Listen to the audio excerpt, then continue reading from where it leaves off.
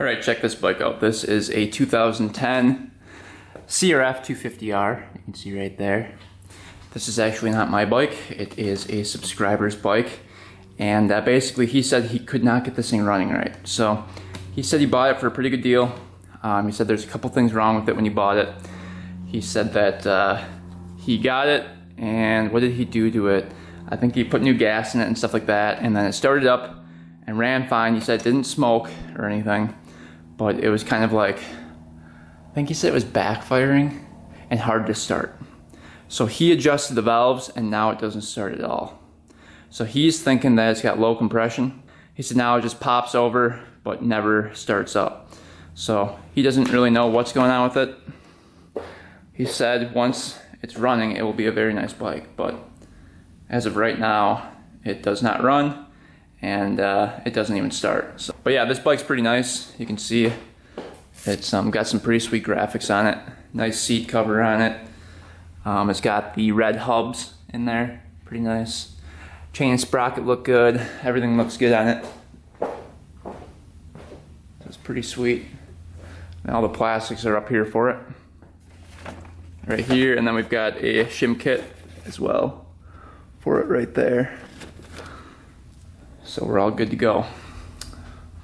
But yeah, this thing is fuel injected, so there's no carburetor on it. The guy said that he put a new injector in there as well, thinking that was the problem. But he said that didn't help at all. So he bought a brand new injector for it, and still nothing. So today we are going to dig into this thing and see if we can get this thing to run right. It might be low compression because it does feel pretty easy to kick over. I'm not sure if there is a decompression mechanism in there, but it feels pretty easy to kick over for a 250. But we will see. You heard me pop it over a couple times when we were kicking it outside, and basically it just backfires and doesn't start. And that's what he said was happening. So we will see. Let's see if there's any coolant in this thing. I think he said he just put oil in it. Yeah, there's coolant in there. Just make sure there's oil in it. This thing right here is kind of cracked. You can see it's leaking a little bit of oil. So he said maybe get a new cover for that. But otherwise, this bike is good to go if we can get this thing running. So let's try to dig into it and see what we find. All right, first thing we're gonna do is just check the basics, just to make sure everything is good there. We're gonna check for spark. We're going to check gas flow. And then right now I can already see the air filter. That looks good in there. It's not dirty or anything, restricting air. So really, let's just get off the gas tank and the seat and try to get to that spark plug. See if we've got good spark, and then we'll go from there. But I don't see any leaking on this engine except for, I think that one spot over there was leaking oil where it was cracked, but it doesn't look like the cases are cracked or anything, so that's good. What's in here? There's the dipstick for the oil. Looks good. I have plenty of oil in there. Awesome.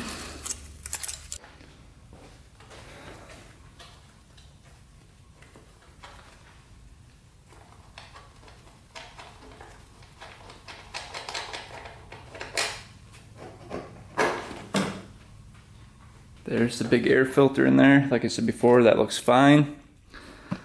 Let's see what the gas tank looks like here.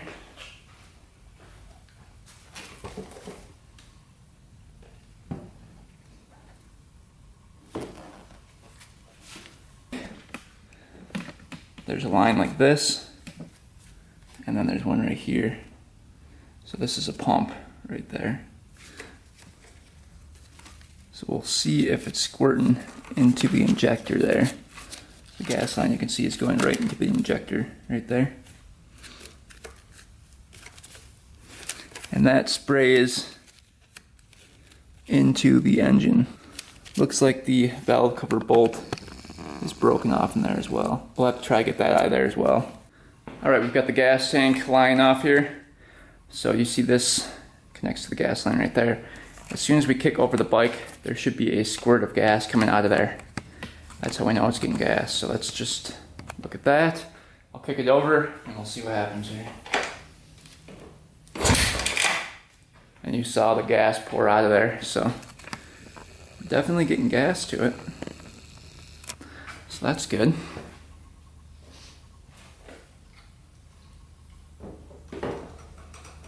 So it looks like we're getting gas. Let's see if we've got some spark going on. Spark plug is way down in there.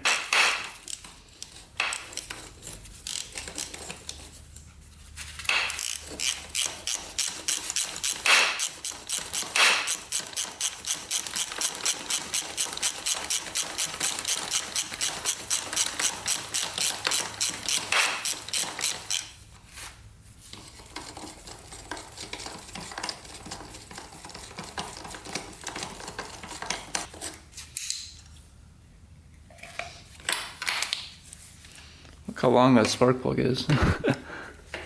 That's crazy. Alright. We'll see if we have spark. Let's just check out the spark plug first.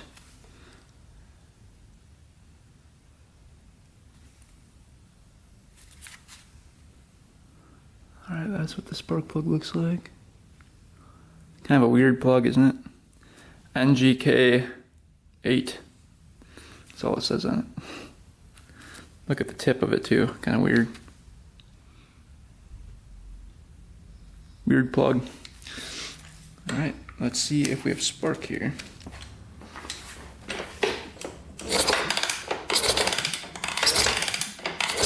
Oh yeah.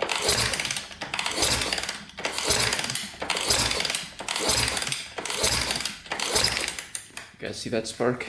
Hopefully. So we've got good spark. That's not the problem.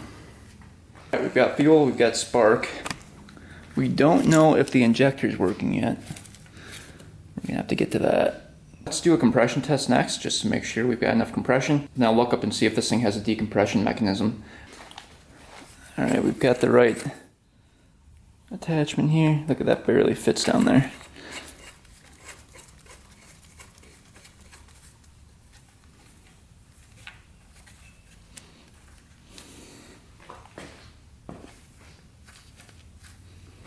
Alright, put our attachment in here.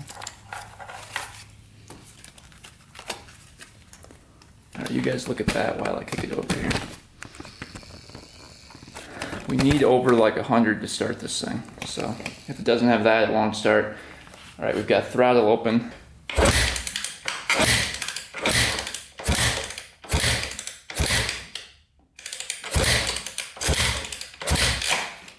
All right, we've got like 0 compression. So that's why it's not starting. That's not good. Got a little bit of compression, but not much. Let's try it one more time. That's really weird. Make sure my nozzle isn't getting hit here.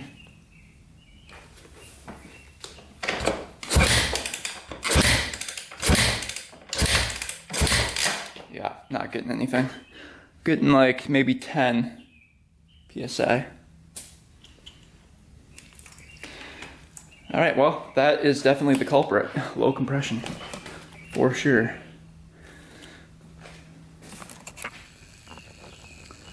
Right, looks like it's time for a leak down test on this thing. All right, no compression like that could be a couple different things. It could be the valves are adjusted too tight, meaning that it would just let compression escape through the intake or exhaust. It could also mean that the piston cylinder scratched really deeply and compression's leaking through the cracks. What else? Could be a hole in the piston. Yeah, that's basically it. Or rings could be just jammed into the piston and stuck. So we are going to do a leak down test and it will tell us what's going on.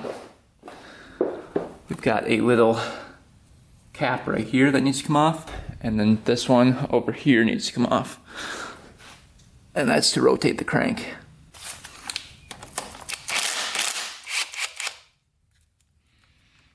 All right. Then we're just looking for the T on the flywheel. Get this one off. Oil might come out of there. Careful with it. You can see oil coming out. And inside there's, you can see the Allen fitment. So you just fit an Allen in there and you can rotate that crank. Alright, so you can just rotate this. See how it rotates like that? Then we're gonna go look for the T on the other side. Just look for the T.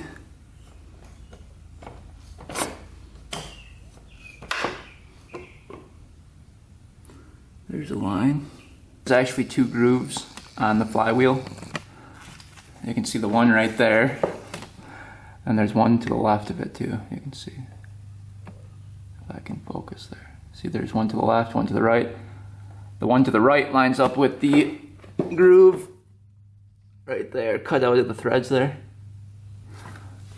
And then coming over to the place where we rotate the engine, you can see there's like a little sprocket in there.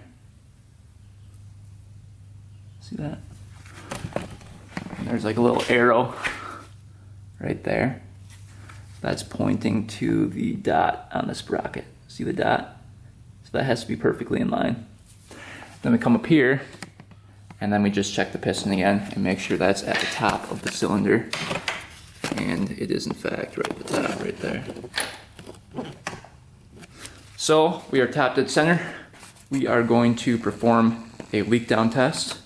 So what we're going to do is put an attachment down here, then pump it full of 20 psi and see if we hear any leaking. If we hear leaking out of the injector area, that means that the intake valves are open and they should be closed. Now if we hear it out of the exhaust, that means that the exhaust valves are open. If we hear it out of the hole right here, or anywhere in this general area, that means that the rings are toast or that the cylinder is scratched up. So, I guess without further ado, let's perform that leak down test and see what happens. Got the attachment right here. So this is for my compressor. I took the little valve out of there so that air can flow directly through it. Because usually there's a one-way valve for the pressure checker, so I took that out. Alright, then we're going to hook up. We've got about, I think, 20 psi in there. The compressor hooked up over here with 20 psi, and I'm not hearing anything except for out of the crankcase.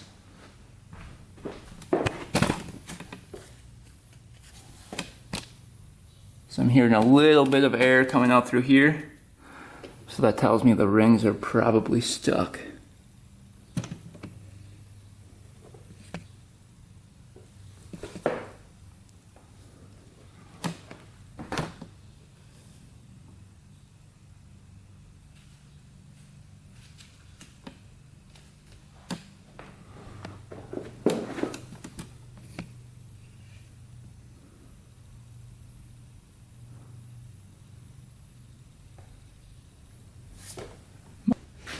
But I'm not seeing any bubbles or anything forming.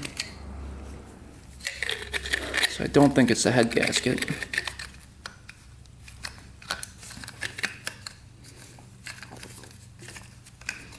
So the PSI, let's see if it's holding over here.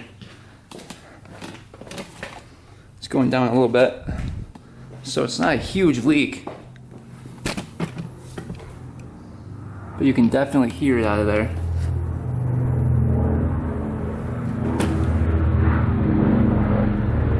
Alright, so according to the leak down test, we have bad rings or a bad cylinder. It looks like the head gasket was fine, it looks like the valves were fine, so we will see. We're going to start tearing this thing apart. We'll check the valves first just to make sure they're within spec. The guy said he just did the valves, so they should be perfect. The gasket out of here. Cam chain is nice and tight. Alright, we'll get a feeler gauge in here and make sure these valves are within spec here. But everything looks like it was put back together correctly. So I'm not seeing anything out of place. Like I said, the cam chain's nice and tight. Everything else looks pretty decent in here. Alright, just looked it up. So the intake valves need to be at 0.005 inches, and the exhaust valves over here need to be at 0.009. So let's just quick check those with the feeler gauge. Make sure they're all good to go before moving on. Got our 0.005 feeler gauge. This is for the intake. Yeah, those are perfect. Yeah, those feel good. They're a little bit loose, maybe like a tad. They're probably 0.006, but really, yeah, it's actually, those are pretty good.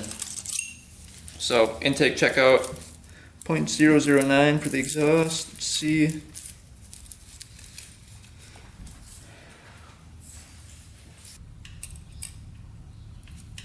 Perfect. So exhaust and intake valves are set perfectly. So that is not the problem. All right, let's continue the disassembly. All right, so next we've got to drain the coolant out of here before we take off the head. So there's a little bolt right here that comes off. Let's see if that'll squirt all over the place here.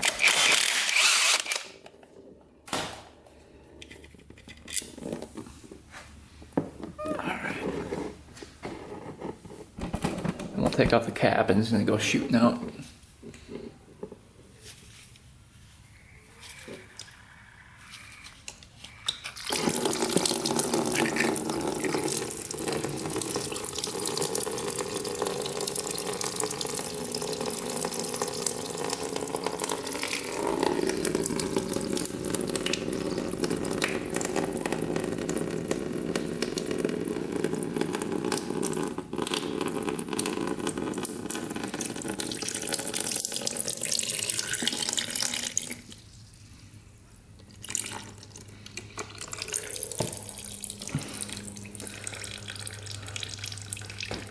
Alright, that's good to go.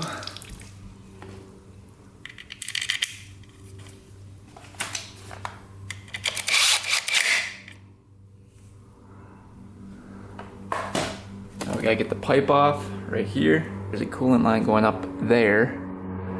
And then we gotta get the injector off. Alright, so this coolant line has to come off right here.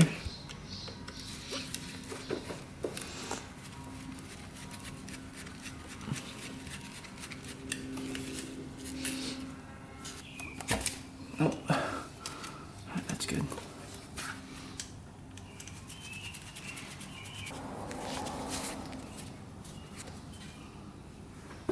All right, next we've got to get this whole cluster out for the injector. I believe the bolt for it is right in here.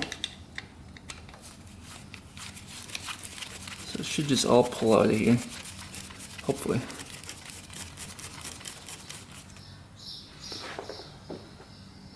We might have to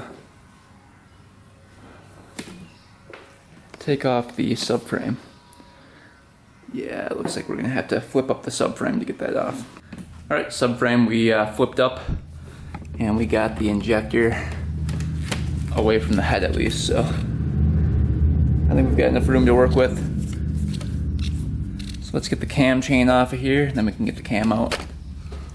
So cam chain tensioner is sitting right there.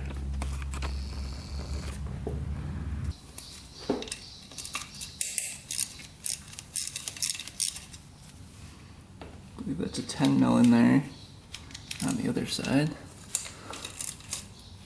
So somebody was in here before.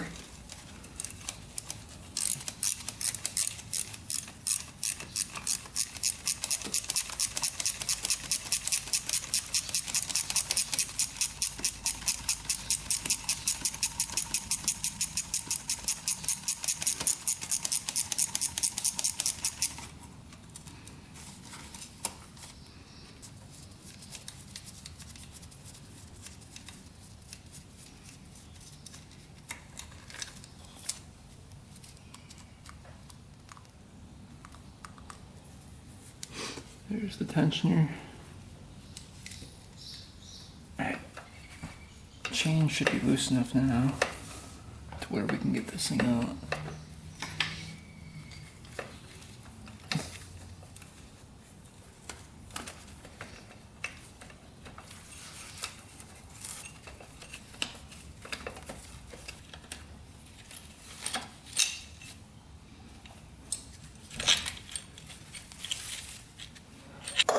There's the cam. Looks like it does have a decompression mechanism on it.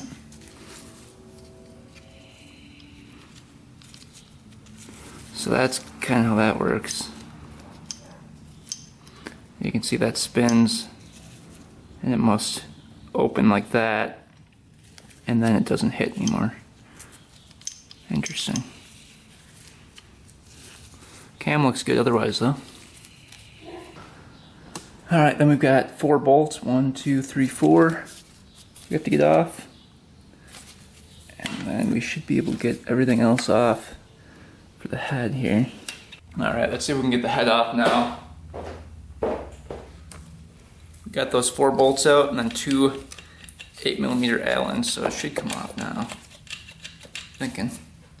I don't think it's held on by anything. Oh, there's a switch right here.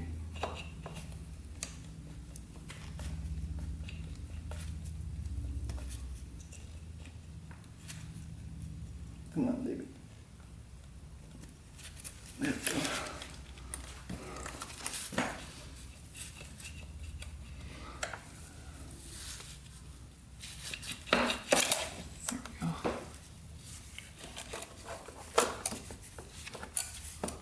Is that gonna fit out through here? Coming up through here, I think we gotta take out the coil. We were able to get the head out through here. Looking at the top of the piston, doesn't look too bad. So I'm wondering what the sides look like. But looking at the head over here, it does not look like any of the valves are bent or anything. No gaps between the valves, so the valves look good.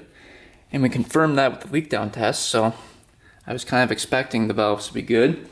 But yeah, let's try to get the cylinder off next. I feel like the rings have to be stuck. Are the rings stuck? Cylinder has a couple scratches on it. Let's see here. Ring doesn't look too bad.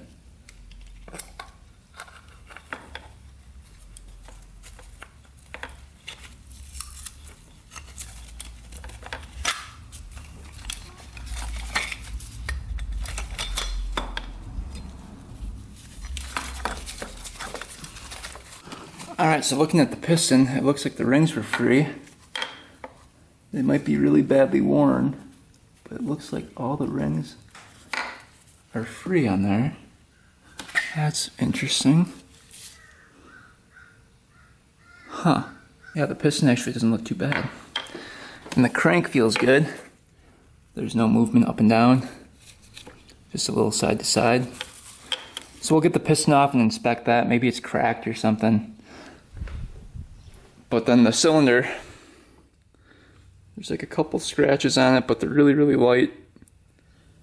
Can't even get my fingernail in it, so I don't think that would affect compression. So I'm not really sure why this thing had such low compression. I'm wondering if the decompression mechanism wasn't working. Alright, taking a little closer look at the crank here. You can see no up and down movement. Everything's perfect. A little side to side, which is normal.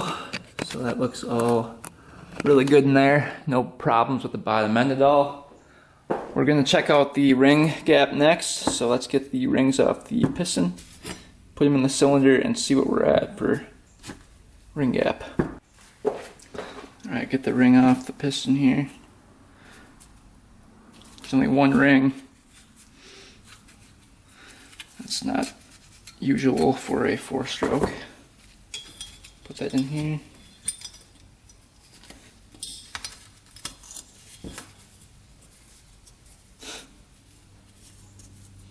It looks like the gap is just fine. There's the gap. So that's perfect as well. So the piston and rings are fine. Looking for a crack in the cylinder. Maybe there's like a crack going on where it's losing compression. It's really checking that out. That's so weird. Maybe it's something to do with that decompression mechanism.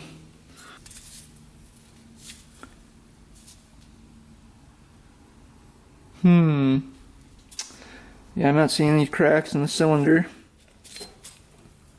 I'll have to inspect the head and make sure everything's good there, but no cracks in the skirt. I don't know. I'm stumped on this one. At the head gaskets, these didn't look that great. I don't know if this was triple ply, or that was attached to that like that, which I'm guessing it was. Otherwise, it's got 2 gaskets on it. But maybe the head gasket was blown. But again, the leak down test would have showed air coming up through the radiator. I don't know. It's a mystery.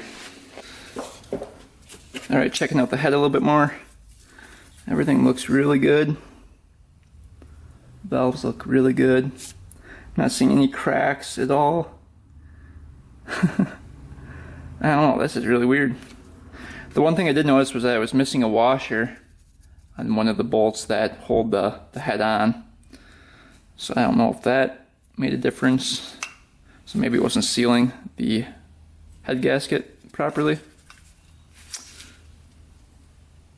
But yeah, everything looks good on here.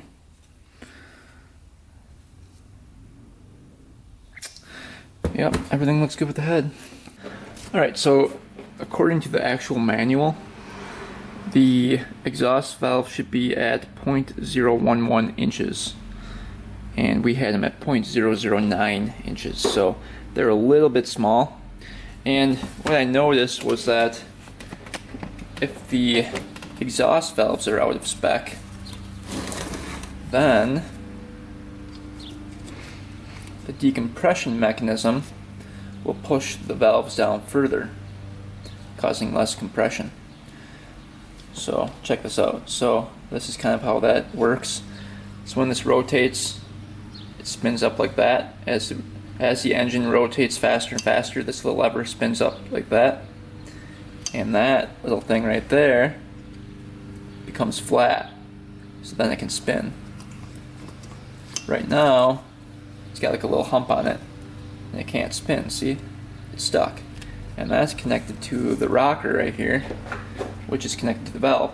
So if there's a bigger clearance in here, there's a bigger clearance here, and in turn makes more compression when you're trying to start it. So my guess is that the guy adjusted these a little bit too big, and that gap is a little bit too small in there, causing lower compression when on startup. But as you run it, the compression would be fine because this lever goes up. So it's just starting wise hard to start because this lever only goes up a little bit as you try to start it, and it can't get past there, and in turn reduces compression. So we're going to shim these a little bit bigger and see if that helps at all. But we're going to order up some new piston rings for it since we're in there, new gaskets, and then hopefully that'll fix the problem. The only thing we didn't check was the actual injector, but that's brand new, so I don't suspect that.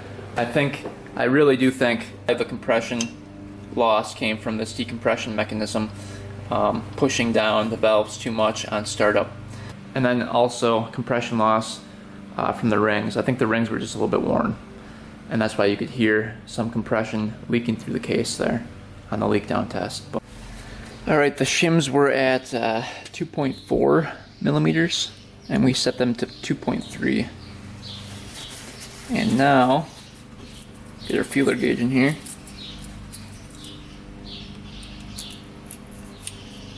.011, and it's just grabbing. So those are perfect, and then 0.012 really grabs. So that should be a lot better for starting up. And now you can see when this rotates around, there'll be more compression because there's a bigger space between here and here. So there's more play. So now it will easily go around and not push down the valves as much. Alright, so we're going to order up some parts, wait for those to come, and then we'll rebuild this thing and see if she fires up. Leave your comments down below. What do you guys think the main problem is? I have a feeling it's that decompression mechanism and the shimming, because he did say it started before and that didn't smoke or anything. So I think the rings were a little worn, but not that bad, and I think the decompression mechanism was just causing too low of compression to start. That's my theory. Let me know what you guys think down below, but we'll figure it out next video. Thanks for watching, guys. Thanks for subscribing. Until next time, we are out.